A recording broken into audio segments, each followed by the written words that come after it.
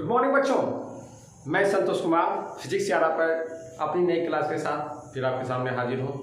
मैंने पिछला class start किया हुआ है, जो कंटिन्यूस मेरा पीरियड अभी चल रहा है वो है Newton's laws of motion. Newton's of laws motion के तीनों laws, first, second and third, तीनों को मैंने डिफाइन किया था स्टेटमेंट दे करके और मैथमेटिकली भी आपको एलिब्रेट करने की कोशिश की थी। उसी क्लास को आज हम लोग आगे बढ़ाएंगे, कुछ नई चीज़ें सीखेंगे। ये फिजिक्स नहीं है, आपकी जिज्ञासा है फिजिक्स के प्रति। चलिए आइए नोट करके आते हैं। मैंने कुछ लिख करके पहले से रखा है ताकि आपका समय व्यर्थ ना हो और मुझे भी पढ़ाने में आसानी हो जाए कि मुझे क्या पढ़ाना है, आप तक क्या लेकर के आना है। ठीक है। Newton's law of motion, Newton's law of motion for analyzing the motion और रेस्ट ऑफ अ बॉडी और mass we proceed step by step. मैंने पिछले क्लास में बताया था न्यूटन्स लॉ ऑफ मोशन में जब हम प्रॉब्लम की तरफ बढ़ेंगे, उसे एनालाइज करना सीखेंगे किसी सिस्टम को, चाहे दो बॉडी कनेक्टेड हो एक दूसरे से, चाहे एक बॉडी दूसरे के ऊपर रखी हुई हो, चाहे पुली से हो, वेज पे हो। ये सारे सिस्टम को अगर हम स्टेप बाय स्टेप एक नियम के तरह एनालाइज करेंगे तो आपके लिए चीज़ें समझनी बहुत ही आसान हो जाएगी। ठीक है। मैंने कहा था, आपको बताया था कि इसको हम स्टेप बाय स्टेप में, ब्लॉक बाय ब्लॉक में बांट करके आपको समझाने की कोशिश करेंगे ताकि आपको ज़्यादा दिक्कत का सामना ना करना पड़े। मैंने जो पहला कहा था, किसी भी प्रॉब्लम में कोई भी चीज़ों को आप देखिए, न्यूटन्स लॉ ऑफ मोशन से रिलेटेड है तो उसमें सबसे पहले आप सिस्टम डिसाइड कीजिए। सिस्टम डिसाइड करने के बाद फोर्सेस डिसाइड कीजिए। फोर्सेज में भी सारे एक्सटर्नल नेचर के फोर्सेस आपके काम आने वाले हैं। तो पहले जो भी सारे आपके फोर्सेस आपको सिस्टम पे दिख रहे हैं उसे आप इंटरनल और एक्सटर्नल में क्या कीजिए, डिवाइड कर लीजिए, बांट दीजिए। इतना करने के बाद दूसरा स्टेप कंप्लीट करने के बाद तीसरे स्टेप पे जब आएंगे तो हम लोग स्केचअप करेंगे फ्री बॉडी डायग्राम को, यानी उस सिस्टम को पहले हम पॉइंट मास बनाएंगे, पॉइंट की तरह ट्रीट करेंगे, पॉइंट की तरह इंडिकेट भी करेंगे अपने नोटबुक पे। उसके बाद उन सारे फोर्सेज को मैग्नीट्यूड और डायरेक्शन के साथ क्या करेंगे, शो अप करेंगे, और यही है फ्री बॉडी डायग्राम। इतना करने के बाद को एक कोऑर्डिनेट एक्सिस उस फ्री बॉडी डायग्राम में अटैच करेंगे। और अटैच किस तरह से करेंगे, उस फ्री बॉडी डायग्राम में जिसे मैंने पॉइंट माना था, पॉइंट मास को हम ओरिजिन मानेंगे, उस ओरिजिन से हम सारे फोर्सेज को क्या करेंगे, ड्रॉ करेंगे। इतना करने के बाद हम राइटिंग द इक्वेशन करेंगे। ठीक है। तो system, forces, free body diagram, इसके बाद एक्सिस अटैचमेंट, उसके बाद राइटिंग द इक्वेशन होगा। और राइटिंग द इक्वेशन के बाद जो फाइनल स्टेप है वो क्या होगा, सॉल्विंग द प्रॉब्लम या सॉल्विंग द इक्वेशन। जैसे ही आप सॉल्विंग उन इक्वेशंस को सॉल्व कर लेंगे तो जितने सारे नंबर ऑफ अननोन्स हैं, जितने आपके नंबर ऑफ अननोन्स हैं उतने इक्वेशन होंगे, तो आपका सॉल्यूशन आराम से निकल जाएगा। ठीक है। चलिए लौट के आते हैं। तो फॉर एनालाइजिंग द मोशन और रेस्ट ऑफ अ बॉडी और mass we proceed step by step. Step by step में हम क्या करेंगे, आगे बढ़ेंगे। पहला है system. Decided systems all parts must have same acceleration. जब भी आप सिस्टम डिसाइड करें तो आप इतना जरूर ध्यान रखें कि डिसाइडेड सिस्टम के जो सारे पार्ट्स हैं, जो उसके कॉन्स्टिट्यूएंट हैं, यानी सिस्टम के जो सब सिस्टम्स हैं, वो जब मूव करें तो उन सारे के मूवमेंट में जो एक्सेलरेशन हो वो कांस्टेंट नेचर के हो। यानी एक बॉडी का एक पार्ट अगर ए एक्सेलरेशन से मूव कर रहा हो तो दूसरा पार्ट भी ए एक्सेलरेशन से ही मूव करे। कहने का मतलब एक्सेलरेशन अगर सेम है तो विद मैग्नीट्यूड एंड डायरेक्शन मैं बात कर रहा हूँ, नॉट ओनली मैग्नीट्यूड। ठीक है। चलिए इसको समझने के लिए इतने सारे मैंने जो बात आपको कह दी, इसे समझने के लिए जरूरत है किसी एग्जाम्पल की। कोई एक एग्जाम्पल लेते हैं। ये प्रॉब्लम नहीं है, न्यूमेरिकल नहीं है, इसलिए घबराने की जरूरत नहीं है। ठीक है। मैं सिर्फ कुछ लेता हूँ, उसी पर लौट करके आता हूँ तो समझाने की कोशिश करता हूँ। चलिए ये एक प्लेन सरफेस है, ये एक हॉरिजॉन्टल प्लेन सरफेस है, ये एक हॉरिजॉन्टल इस तरह से प्लेन सरफेस है। इस प्लेन सरफेस पे दो मास है m1 और m2। दो मास m1 और m2 और कनेक्टेड किससे हैं, एक धागे से, एक रस्सी से कनेक्टेड हैं। ये इस बोर्ड पर बहुत कुछ लिखा हुआ है, जहां मैं अपनी पेन रखूं वहीं से आप समझना शुरू कीजिए। ये एक आपका हॉरिजॉन्टल सरफेस है, इस पर दो मास रखे हुए हैं m1 और m2, m1 और m2। दो मास m1 और m2 रखे हुए हैं, दोनों कनेक्टेड हैं किससे, एक रोप से, एक थ्रेड से कनेक्टेड हैं। रोप और थ्रेड पे कंडीशन ये है कि वो मासलेस है। ये भी क्या है, एजम्पशन है, मानना पड़ेगा आपको। इतना इनिशियल लेवल है आपका फिजिक्स का, तो कुछ एजम्पशंस को मान करके ही हम प्रॉब्लम को क्या कर सकते हैं, इजियर कर सकते हैं। जैसे जैसे आप अपनी क्लासेस में आगे बढ़ेंगे, स्टडी में आगे बढ़ेंगे। अभी 10+2 चल रहा है, इंजीनियरिंग करने जाएंगे तब आपको ये मासलेस रोप भी मास में कन्वर्टर हो जाएगा और उसके बाद आपकी गहरी सोच इसे सॉल्व करने में सहायक होगी। चलिए, ये एक सरफेस है जिस पर M1 और M2 दो मास रखे हुए हैं जो एक दूसरे से एक थ्रेड से बंधे हुए हैं, जो कि थ्रेड क्या है, मासलेस है। चलिए, और ये M2 में एक फोर्स हम लगा रहे हैं हॉरिजॉन्टली राइटवर्ड। इस M2 में एक फोर्स लगा कर हॉरिजॉन्टली इधर हम क्या कर रहे हैं, खींच रहे हैं। F फोर्स से हम क्या कर रहे हैं, खींच रहे हैं। और ये जो सरफेस है ये फ्रिक्शनलेस सरफेस है, यानी सरफेस के द्वारा कोई फ्रिक्शनल फोर्स इस M1 पर और M2 पर नहीं लग रहे हैं। इतना तक क्लियर है। Massless rope, frictionless surface, force F acting on the mass M2 towards rightward. इतना क्लियर है। अब चलिए, ये पूरे चीजों में अब आपको सिस्टम डिसाइड करना है। चलिए, एक बार हम क्या करते हैं, सिस्टम मानते हैं M1 प्लस M2 को। M1 प्लस M2 को अगर हम सिस्टम मान लें, M1 प्लस M2 को सिस्टम मान लें, तो इस पूरे पे देखिए M1 प्लस M2 को अगर आप सिस्टम मानते हैं, पहली बात हम आपको समझा ये रहे हैं कि किस किस को आप सिस्टम मान सकते हैं और किसे नहीं। इस एग्जांपल में मेरा मेन उद्देश्य यही है, आपको ये बताना, ये एक एम है कि आप किस किस को सिस्टम मान सकते हैं और किस किस को सिस्टम नहीं मान सकते हैं। तो दो फिगर से मैं समझाने की कोशिश करता हूँ कि आप मान सकते हैं कि नहीं। तो क्या आप M1 प्लस M2 को सिस्टम मान सकते हैं? डेफिनेटली मान सकते हैं। कारण ये है कि जब आप F फोर्स से इसको खींचिएगा, F फोर्स से जब खींचिएगा तो M2 जिस एक्सेलरेशन से इधर एक्सेलरेट होगा, M2 जिस एक्सेलरेशन से इधर एक्सेलरेट होगा, उसी एक्सेलरेशन से M1 भी क्या होगा, एक्सेलरेट होगा। अगर मान लीजिए कि 5 मीटर पर सेकंड स्क्वायर से इधर की एक्सेलरेशन M2 का होगा, तो उसी 5 मीटर पर सेकंड से M1 का भी एक्सेलरेशन क्या होगा, इस तरफ में होगा, क्योंकि दोनों एक इस तरह के धागे में बंधे हुए हैं, जो कि धागा ना तो टूट रहा है ना इनएक्सटेंसिबल है, यानी कि धागा फैल नहीं रहा है, फ्लेक्सिबल नहीं है। तो इसका मतलब है M1 और M2 दोनों का एक्सेलरेशन सेम होगा। इसका डेफिनेटली मतलब है कि M1 प्लस M2 को आप एक सिस्टम मानकर भी काम कर सकते हैं। पहला ये था।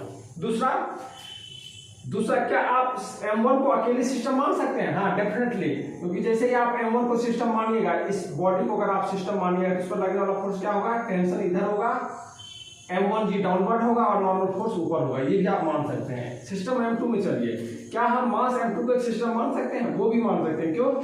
क्योंकि F फोर्स इधर लग रहा है, टेंशन इसको इधर ड्रॉ करेगा, force due to gravity downward काम करेगा और नॉर्मल कांटेक्ट फोर्स जो सरफेस लगाएगा वो ऊपर होगा। Force due to gravity downward होगा, कांटेक्ट फोर्स ऊपर होगा, F राइटवर्ड होगा और T किधर होगा, लेफ्टवर्ड होगा। 4 तरह के एक्सटर्नल फोर्सेस इस बॉडी पे काम करेंगे। ठीक है, तो आप यहाँ पर M1 प्लस M2 को भी सिस्टम मान सकते हैं, M1 को भी सिस्टम अकेले मान सकते हैं और M2 को भी सिस्टम मान सकते हैं। इतना क्लियर है? चलिए, यही सारा काम अगर हम इस बॉडी पे आके करना शुरू करें, यहाँ पर लौट के आते हैं। इसमें किस तरह से है स्केचअप, ये देख लीजिए आप, इसका जो फॉर्मेशन है वो देख लीजिए। अरेंजमेंट कुछ इस तरह से है कि फ्रिक्शनलेस सरफेस पर, ये कौन सा सरफेस है, ये फ्रिक्शनलेस सरफेस है। इस सरफेस में कोई फ्रिक्शन नहीं है, इस सरफेस में कोई फ्रिक्शन नहीं है। एक रोप या रस्सी से ये M1 इसमें अटैच है और एक पुली के थ्रू यहाँ पर क्या कर रहा है, M2 के साथ लगा हुआ है, पुली के साथ M2 के साथ लगा हुआ है। गांव घरों में आपने देखा होगा, इसी पुली का इस्तेमाल कुएं में बाल्टी को ऊपर या नीचे करने में किया जाता है। ठीक है, उसी तरह का अरेंजमेंट है। तो इसमें होगा ये कि M2 क्या होगा, डाउनवर्ड आप गिरना शुरू करेंगे, क्योंकि ये सरफेस फ्रिक्शनलेस है, टेंशन इस बॉडी को इधर खींचेगा और M2 इधर डाउनवर्ड जाना शुरू करेगा। यानी अगर ये एक्सेलरेशन A0 से इधर जाएगा तो ये एक्सेलरेशन A0 से इधर जाएगा। मैग्नीट्यूड के सेंस में, ओनली मैग्नीट्यूड के सेंस में A0 मैग्नीट्यूड एक्सेलरेशन के इससे इधर जा रहा है तो A0 से ये इधर जा रहा है, लेकिन इस A0 और इस A0 का मैग्नीट्यूड तो सेम है लेकिन डायरेक्शन सेम नहीं है। एक डाउनवर्ड M2 जाएगा तो एक M1 राइटवर्ड जाएगा, M2 का डाउनवर्ड जाएगा तो M1 राइटवर्ड जाएगा। दोनों के एक्सेलरेशन का मैग्नीट्यूड तो सेम है पर डायरेक्शन सेम नहीं है। तो इसलिए इसमें आप सिस्टम M1 प्लस M2 को नहीं मानेंगे, इसमें सिस्टम M1 प्लस M2 को नहीं मानेंगे। ये इनिशियल लेवल है, आपको सिस्टम डिसाइड करने में थोड़ी सी दिक्कत होगी। मेरा पूरा प्रयास सिर्फ और सिर्फ यही है कि आप जब सिस्टम डिसाइड करें तो ये लेक्चर आपको एक रास्ता, एक मार्गदर्शन दे ताकि आप सिस्टम डिसाइड कर पाएं।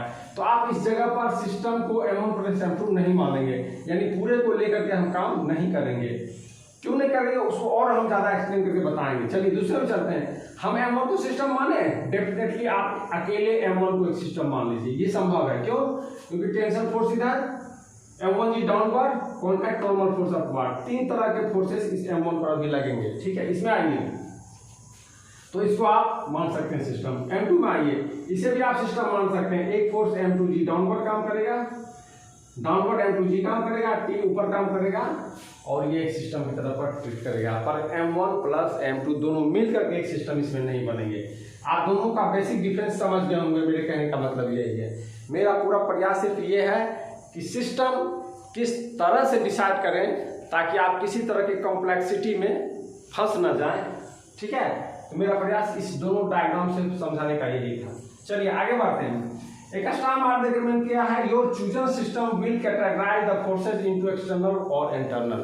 ठीक है, सिस्टम आपने डिसाइड कर लिया। अब आपका अगला लक्ष्य जो है वो है कि जो फोर्सेस हैं वो कितने होंगे, टोटल नंबर ऑफ फोर्सेज में कौन इंटरनल हुए और कौन एक्सटर्नल हुए।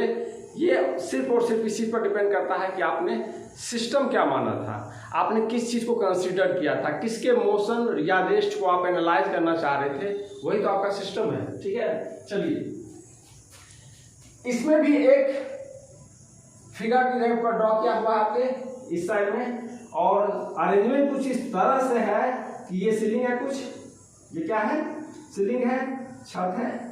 इस छत के थ्रू एक ब्लॉक M अटैच है एक रस्सी से, और एक और रस्सी जो डाउनवर्ड लगी हुई है उसे M2 अटैच किया हुआ है, और दोनों हैंग कर रहे हैं रेस्ट की अवस्था में। ये कुछ हो नहीं रहा है, रेस्ट की अवस्था में। छत से एक धागे से एक बॉडी यहाँ पर बंधा हुआ है, इस बॉडी के निचले सिरे से जो धागा नीचे जा रहा है या रस्सी नीचे जा रहा है उसके नीचे M2 बंधा हुआ है। अरेंजमेंट एकदम सिंपल है। अब आइए, अब काम कुछ इस तरह से करें कि जो फोर्सेस आपको दिख रहे हैं वो जब आप सिस्टम डिसाइड किए हैं तो कौन से इंटरनल बन गए और कौन से एक्सटर्नल बन गए। इंटरनल फोर्सेज और एक्सटर्नल फोर्सेज में भी डिवीजन इसलिए जरूरी है कि जब आप laws of motion, Newton second law of motion का एप्लीकेशन करेंगे, Newton second law of motion को जब आप अप्लाई कीजिएगा तो F इक्वल्स जो MA लिखते हैं वो एग्जैक्टली F एक्सटर्नल है। वो एग्जैक्टली क्या है, F एक्सटर्नल है, वो एग्जैक्टली F एक्सटर्नल है। ठीक है, तो जब तक आप फोर्सेस को इंटरनल और एक्सटर्नल में डिवाइड नहीं कीजिएगा तब तक आपके अंदर एक एम्बिग्यूटी बनी रहेगी कि कहीं हम इंटरनल फोर्सेस को तो एक्सटर्नल में नहीं डाल रहे हैं। तो हम फिर से यही काम जो हमने यहाँ किया है वही यहाँ करने वाले हैं। एक बार सिस्टम M1 को माने, दूसरे बार सिस्टम M2 को माने और तीसरे बार सिस्टम M1 प्लस M2 को माने। मैंने 3 कॉलम बनाया है, एक में फिगर है, टोटल 4 कॉलम में, एक में फिगर है, दूसरे में मैंने सिस्टम M1 को माना, तीसरे में मैंने सिस्टम M2 को माना और चौथे में मैंने सिस्टम M1 प्लस M2 को माना। ठीक है, इसको हम स्टेप बाय स्टेप एलिब्रेट करते हैं, समझने की कोशिश करते हैं कि यहाँ क्या हो रहा है, एग्जैक्टली क्या हो रहा है यहाँ पर, वही समझने की कोशिश करते हैं। ठीक है, तो देखिए सिस्टम अगर आपका M1 हुआ, सिस्टम अगर आपका M1 हुआ तो जो एक्सटर्नल फोर्स लगेंगे M1 पर वो क्या क्या होंगे। देखिए ये है आपका सिस्टम M1, यहाँ पर देख रहे हैं आप, इसको अगर ऐसे डॉट दीजिएगा तो एक दिख रहे होंगे आपको T ऊपर दिख रहा होगा, T1 मानिए, इसको T1 मानिए। ये रस्सी इसको क्या करेगा, ऊपर खींचेगा। मैंने कहा था टेंशन फोर्स हमेशा क्या होता है, पुलिंग नेचर का होगा, तो इस M1 को ये क्या करेगा, टेंशन ऊपर की तरफ खींचना चाहेगा। इसी पर आपका T2 डाउनवर्ड होगा, जो नीचे साइड में धागा लगाया हुआ वो क्या करेगा, नीचे खींचना चाहेगा, नीचे खींचना चाहेगा। T1 ऊपर खींचना चाहेगा, सीलिंग के साथ, जो सीलिंग के साथ लगा हुआ है रोप या थ्रेड वो ऊपर खींचना चाहेगा, और जो M2 के साथ जो रोप और थ्रेड लगा वो क्या करेगा, डाउनवर्ड पुल करना चाहेगा। 2 फोर्स तो हो गए, और एक और फोर्स होगा, कौन सा फोर्स होगा, M1G। अर्थ भी तो इसको एक फोर्स से अपने सेंटर की तरफ खींच रहा होगा। तो ये 3 तरह के फोर्स हुए, T1, T2 और M1G। तो यार एक्सटर्नल फोर्स में क्या कहेंगे, T1, T2 और M1G। मैंने एरो देकर दिखाया कि कौन किधर लगेगा। T1 एरो ऊपर है तो मतलब ऊपर की तरफ लगेगा, T2 एरो डाउनवर्ड है तो मतलब डाउनवर्ड लगेगा, और M1G भी डाउनवर्ड की तरफ शो कर रहा है, यानी M1G भी क्या लगेगा, नीचे की तरफ लगेगा। तो आपके एक्सटर्नल फोर्सेस आपको दिख गए। इंटरनल फोर्सेस कोई नहीं है, जीरो है, इसमें कोई इंटरनल फोर्सेस नहीं है। अब लिखते हैं इसका फ्री बॉडी डायग्राम, इसका लिखते हैं फ्री बॉडी डायग्राम, यानी सिस्टम को आप पॉइंट बनाइए, पॉइंट पर जो भी आपके सारे एक्सटर्नल फोर्सेस है उसे आप एरो करके दिखाइए, और यही तो फ्री बॉडी डायग्राम होगा आपका। तो फ्री बॉडी डायग्राम में M1 हो गया आपका सिस्टम, जो पॉइंट्स आपने दिखाया है, T1 अपवर्ड, T2 और M1 डाउनवर्ड, जो मैंने यहाँ किया है वहीं पर ये यहाँ पर ऐसे मैं मिटा देता हूँ, ताकि नेक्स्ट टाइम जो M2 पर विचार करें तो उस पर के लिए इसे लाया जाए सामने में, ठीक है। फ्री बॉडी डायग्राम आपने अटैच कर लिया, दिखा दिया। अब नेक्स्ट स्टेप क्या था? नेक्स्ट स्टेप था कोऑर्डिनेट एक्सिस का क्या करना है, अटैचमेंट करना है। कोऑर्डिनेट एक्सिस का अटैचमेंट किसके साथ कर देना है? फ्री बॉडी डायग्राम के साथ। और जहां पर आपने सिस्टम को M1 को माना है पॉइंट, उसी जगह आप क्या करें, उस कोऑर्डिनेट एक्सिस का ओरिजिन को रखिए, ठीक है। तो ये हो गया आपका ओरिजिन, ठीक है। और मैंने कहा अगर सारे फोर्सेस पैरेलल और एंटी पैरेलल नेचर के हो, किसी सिस्टम में, किसी फ्री बॉडी डायग्राम में सारे फोर्सेस अगर पैरेलल और एंटी पैरेलल नेचर के हो, तो आप एक एक्सिस से, कोई भी एक एक्सिस OY, OX और OZ से काम चला सकते हैं। क्योंकि ये वर्टिकल दिख रहा है सारे फोर्सेस, इसलिए मैंने Y लेना ज़्यादा मुनासिब समझा। ये दिमाग पे थोड़ा सा असर भी रखता है कि Y है तो क्या है, वर्टिकल है, X है तो क्या है, हॉरिजॉन्टल है। आपके इसी एग्जाम्पल को मैंने ब्रेक नहीं किया है और Y लिया है ऊपर में, और नीचे क्या हो गया, Y प्राइम हो गया। Y ऊपर है तो नीचे क्या होगा, Y प्राइम है, ठीक है। चलिए अब जब कोऑर्डिनेट एक्सिस को आपने अटैच कर दिया है तो आप क्या लिखिएगा फिर, Newton second law of motion का फॉर्मूला क्या है, formula F equals ma, F equals ma। मैंने कहा इनिशियल लेवल है इसलिए मैं इसके साथ एक्सटर्नल लगाता हूँ, F एक्सटर्नल, यानी इधर जो ये सारे हैं वो क्या है, एक्सटर्नल नेचर के फोर्सेस हैं, ये एक्सटर्नल फोर्सेस है, equal to M1 mass of the system into acceleration, जिससे एक्सीलरेशन से ये क्या करेगा, आपका सिस्टम क्या करेगा, मूवमेंट लेगा, एक्सेलरेट होगा, वही है ये एक्सेलरेशन। ये वेक्टर फॉर्म है, इसको प्रोजेक्शन फॉर्म में आप लिख सकते हैं। मैंने कहा each and every equation in vector form is equally applicable in projection form. तो आप इसको प्रोजेक्शन फॉर्म में लिखिए, आपके पास एक ही एक्सिस है, किधर है, Y है, जिसको आप Y में लिख लीजिए। तो Fy equal to M1 AY, ठीक है। अब देखिए Y डायरेक्शन में कौन कौन फोर्सेस है, ध्यान दीजिए कौन कौन फोर्सेस है। तो अब आप फ्री बॉडी डायग्राम पर ध्यान नजर डालिए, T1 अपवर्ड है, ऊपर है, प्लस का साइन दीजिए, प्लस का साइन दीजिए, यहाँ पर प्लस का साइन दीजिए, और उसके बाद M1 डाउनवर्ड है तो माइनस ब्रैकेट के अंदर मैंने M1 लिखा, और T2 भी क्या है, नीचे है, इसको जोड़ दीजिए, इक्वल्स 0। 0 इसलिए क्योंकि किसी बॉडी का कोई एक्सीलरेशन नहीं हो रहा है, ये रेस्ट में है, तो ये 0 हो गया। तो एक इक्वेशन आपका यहाँ से ये हो गया, ठीक है। अब आते हैं M1 पर। तो आपने विचार कर लिया कि अगर आपने M1 को सिस्टम बनाया तो काम आप कैसे कीजिएगा। उसी तरह से अगर आप M2 को सिस्टम बनाते हैं, अगर सिर्फ बॉडी M2 को सिस्टम इस बार बनाते हैं तो क्या होगा, तो एक्सटर्नल फोर्सेस डिसाइड कर ले, एक्सटर्नल फोर्सेस डिसाइड कर ले क्या क्या होंगे आपके एक्सटर्नल फोर्सेस। तो आइए यहाँ पर ध्यान दीजिए, इस बॉडी पे, इस बॉडी को अगर आप ध्यान से देखिए तो ये अगर आपका मास M2 है तो इस पर T2 अपवर्ड काम कर रहा होगा, जिसमें जो रस्सी बंधा हुआ है उसको ऊपर खींचना चाहेगा, और अर्थ क्या करेगी, M2G से डाउनवर्ड खींचना चाहेगी। तो दो तरह के फोर्सेस लग रहे हैं जो आपको दिख भी रहे होंगे, T2 और M2G। ये एरो दिखा रहा है T2 अपवर्ड है, M2G आपको समझाने के लिए डाउनवर्ड दिखा मैंने, और फिर से आगे इंटरनल फोर्स क्या हो गए, 0 हो गए, ठीक है। फ्री बॉडी डायग्राम पे आते हैं, सिस्टम को पॉइंट बनाते हैं, उस पर सारे फोर्सेस को दिखाते हैं, T2 अपवर्ड और M2G डाउनवर्ड। इसके साथ एक्सिस अटैच करते हैं, किधर है, टोटल एंटी पैरेलल, T2 और M2G क्या है, T2 और M2G एंटी पैरेलल है, T2 और M2G क्या है, एक ऊपर है तो दूसरा नीचे है, एंटी पैरेलल है। एक एक्सिस से काम चल जाएगा तो मैंने अटैच किया Y एक्सिस, O रखा M2 पे, ओरिजिन बनाया, ऊपर Y तो नीचे Y प्राइम, यानी ऊपर अगर पॉजिटिव है Y तो नीचे नेगेटिव है Y, ठीक है ये। और फिर again F external equal to M2 into A, vector form, scalar form में क्या हो जाएगा, Fy equal to M2 AY, और Fy बराबर T2 अपवर्ड T2 और डाउनवर्ड M2G। तो ये हो गया, दूसरा केस आपका कंप्लीट हो गया। तीसरे केस में आते हैं। तीसरा केस है आपका कि जब हमने M1 प्लस M2 को एक सिस्टम माना, जब हमने M1 प्लस M2 को सिस्टम माना तो क्या होगा वो डिसाइड करते हैं। इस पर जो फोर्सेस हैं वो कैसे कैसे हैं, कितने हैं तो एक्सटर्नल हैं या इंटरनल हैं तो कितने हैं, और कितनों में भी कितने इंटरनल हो रहा कितने एक्सटर्नल है, उसे हम क्या करते हैं अलग अलग हिस्सों में बांट देते हैं। तो एक्सटर्नल फोर्सेस देखिएगा क्या हो गए। अब M1 और M2 दोनों मिल करके बना एक सिस्टम, M1 प्लस M2, ये जो पूरा का पूरा बक्सा दिखाया ये अब मेरा सिस्टम है। अगर ये सिस्टम है तो एक्सटर्नल फोर्स क्या हुआ, तो इस बक्से के ऊपर जो के बाहर जो फोर्स है, इस बक्से के बाहर जो फोर्सेस है वो एक्सटर्नल हो गए। इस बक्से के बाहर जो फोर्सेस है वो क्या हो गए, एक्सटर्नल हो गए। तो इस बक्से के बाहर क्या दिख रहा है आपको, P1 अपवार्ड, T1 अपवार्ड जो है वो क्या हो गया, एक्सटर्नल फोर्स हो गया। और M1 प्लस M2 के कंबाइंड मास को अर्थ अपने सेंटर की तरफ खींच रहा है। M1 प्लस M2 के मिले जुले मास को, कंबाइंड मास को अर्थ अपने सेंटर की तरफ M1 plus M2 times G से खींच रहा है।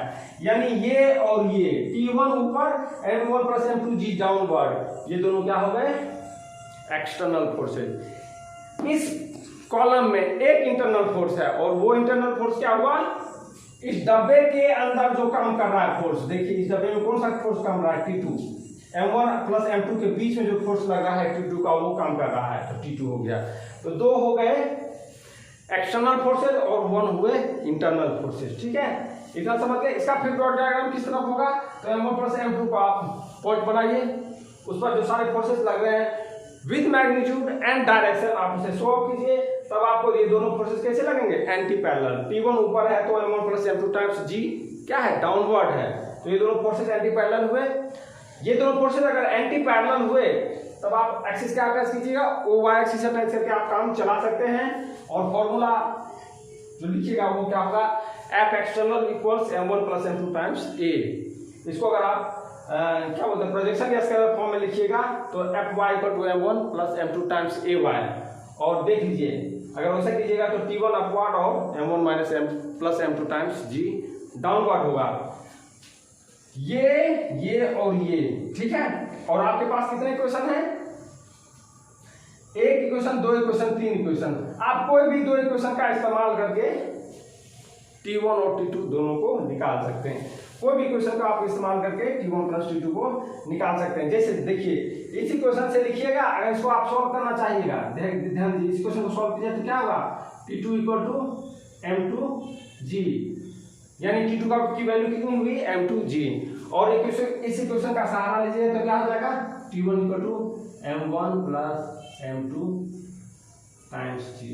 तो आपके पास दो अननोन थे, T1 और T2 दो अननोन थे। M1 आपका दिया रहेगा, M2 दिया रहेगा, G का वैल्यू आप जानते हैं 9.8 मीटर पर सेकेंड, और कन्वीनियंटली 10 मीटर पर सेकेंड स्क्वायर जो है वो आपका G की वैल्यू हो जाएगी। T1 और T2 अक्सर इस तरह के सवालों में आपसे पूछे जाएंगे जब M1 और M2 दोनों में कोई मूवमेंट नहीं है। तो इस क्लास में मैंने आपको समझाने की कोशिश की कि जब लॉज ऑफ मोशन का सवाल रहेगा तो आप कैसे काम कीजिएगा। पहले सिस्टम डिसाइड कीजिएगा, सिस्टम डिसाइड करने के बाद उस पर लगने वाले सारे फोर्सेस को डिसाइड कीजिएगा। सारे फोर्सेस को डिसाइड करने के बाद जो आपने सिस्टम डिसाइड किया गया है उसके अंतर्गत कौन से फोर्सेस इंटरनल हुए, कौन से फोर्सेस एक्सटर्नल हुए वो पता कर लीजिएगा। उसके बाद फ्री बॉडी डायग्राम में स्केचअप कीजिएगा, और फ्री बॉडी डायग्राम में सिर्फ और सिर्फ एक्सटर्नल जो फोर्सेस है उसे आप क्या कीजिएगा, एक एरो से शो कीजिएगा विद डायरेक्शन एंड मैग्नीट्यूड। इतना होने के बाद एक कोई भी जो कन्वीनियंट कोऑर्डिनेट एक्सिस है उसे आप अटैच कर लीजिए। उसे अटैच करने के बाद वेक्टर फॉर्म में F इक्वल टू ma लिखिए। F में एक्सटर्नल फोर्सेस शामिल हैं, उसको आप प्रोजेक्शन फॉर्म में लिख लीजिए। प्रोजेक्शन फॉर्म में लिखने के बाद आप 1 बाय 1 क्या कीजिए, इक्वेशन को सॉल्व कीजिए और अपने डिजायर्ड रिजल्ट तक पहुंचिए। इस क्लास में इतना ही, क्लास को छोटा छोटा रखूँगा, बोरिंग आपको ना लगे। मैं दोबारा आपके सामने अपनी नई क्लास के साथ फिर हाजिर होऊंगा। तब तक के लिए इजाज़त दीजिए। वीडियो में कुछ भी खास लगे, अच्छा लगे, इंटरेस्टिंग लगे तो इसे फॉरवर्ड कीजिए, आगे बढ़ाइए, शेयर कीजिए। मुझे भी एनकरेजमेंट मिलेगी आपके बीच में आने के लिए।